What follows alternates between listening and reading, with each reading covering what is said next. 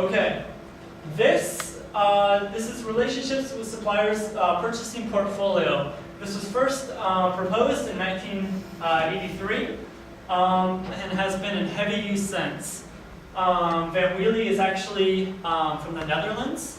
He's a professor there in the Netherlands, and he surveyed sort of the biggest and best companies in Holland, and he found that 50% of all companies in the Netherlands use this to dictate their strategy for purchasing. And 85% of large companies, and large companies in this case is defined as 5,000 people in your organization or more, and 85% of those organizations use this framework for their purchasing strategy.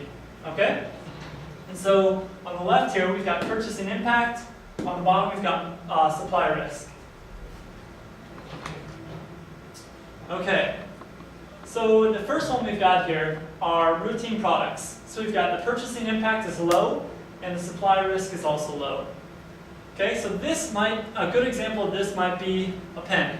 Okay, the cost of the pen is quite low, and the supply risk is quite low as well, because many people can make the same pen at the same quality, and it's very, very difficult to gain an advantage in making pens on anything other than price or quality. And generally, there's a quality level that you have to attain to be a pen distributor. So they're going to be quite similar. So this would be an example of a routine product. Okay? Next, we have leverage products. Leverage products are, the supply risk is low, so that means a lot of people make them. Okay? So it could be anything from chairs, desks, anything like that, but the purchasing impact or the cost is going to be quite high. Okay? So again, a good example of that might be computers. You've got a computer, and many people make computers. They're going to do a relatively same function. It doesn't really matter what brand you get. So what people are competing on is more price than anything else. You can get the same product anywhere, but they are expensive. Okay? They are expensive. So you can go a lot of different places, a lot of different suppliers. The price is high. It's a leverage product. Okay? Bottleneck products. This is where you don't want to be. You do not want to be in this situation.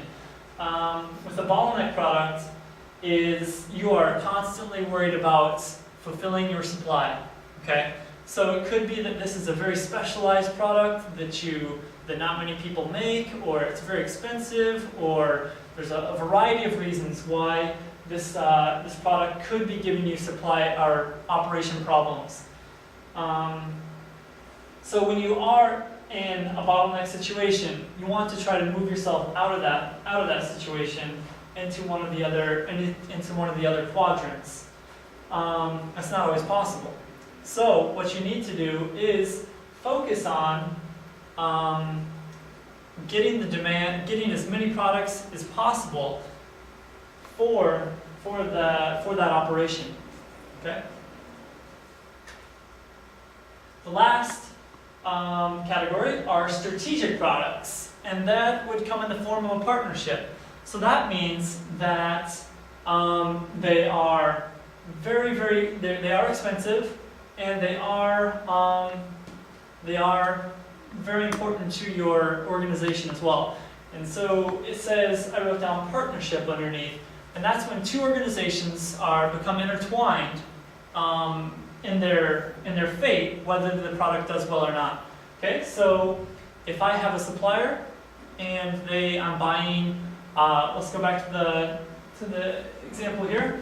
So say not many people make the hub for the bike wheel.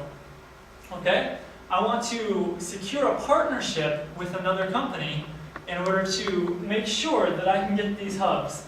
And the hub is, and this is in reality as well, the hub is generally the most expensive part of the wheel. So that for this wheel, that would be an example of a partnership. Of course, in this situation, when you look at the entire product, that the hub is just a fraction of the cost of the whole bike and the value added. But if you look at it as just a wheel, you could plausibly say that the hub needed a partnership where two companies came together and worked together to make a solution. Okay, and actually this is where the strategic products is where most of my research has been so far as well. And there's also another concept within the partnerships is called product service systems or servicitization. And that's where there's an integration of products and services. So traditionally, you have a product and the manufacturer will offer some sort of service, maybe a warranty, or a hotline you can call, something like that. And beyond that, the costing structure is completely different. But what's happening now in a lot of Western countries is that they're becoming highly collaborative relationships, and they're integrating one company in with the other, and they're integrating the service in with the product. Okay, so it's one costing structure. There's one price for everything. They don't charge separately for spare parts. They don't charge separately for maintenance.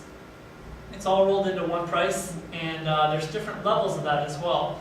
You can tell I'm a little bit excited about that. That is my area of research. So yeah, we'll get into more of that later. So like I said before, this is it's quite old. It's really old actually, but it's still in heavy use. Okay, people have twisted this a little bit and made it work for their own organization. There's been different varieties of this, but this is the foundation of purchasing strategy in most Western countries. Okay, move on to types of relationships. And generally speaking, there are two types of relationships. There's adversarial, and that would mean that the word adversarial comes from the word adversary. And an adversary is an enemy, okay? So it's a competition. So with these type of relationships, with suppliers, they're not very close. It's not a close relationship. Kind of keep each other at arm's length, okay? So the behaviors are individual gain. You're worried about yourself and your own profits for your company. Transitory, which means you don't mind if it transfers. You don't mind if ownership transfers or the relationship transfers. If it starts and stops, it's no problem. Okay? It's defensive and it's also aggressive. Okay? And those two sort of counter each other. So you're either defensive in that you think someone's out to get you, or you're aggressive in that you're trying to make a profit off of someone else. Okay? And that directly correlates to attitudes. Okay? So you want to retain your expertise. You don't want to give the other company too much information. There's centralized authority. So there's not a lot of teamwork between organizations. The power is, they actively use power. And that's actually another thing that is grossly underestimated in the in supply chain management literature, at least, is that power is not recognized as a factor in supply chain management, in supply chains. Okay, so power actually has a big influence on how a supply chain runs. So usually the most powerful organization in the supply chain is the one who dictates what the price is, when the goods are delivered, and all those sort of things. So it's underestimated in the literature, but it's vastly important. And in these sort of relationships, that power is exercised more so than in collaborative relationships, and we'll look at that next.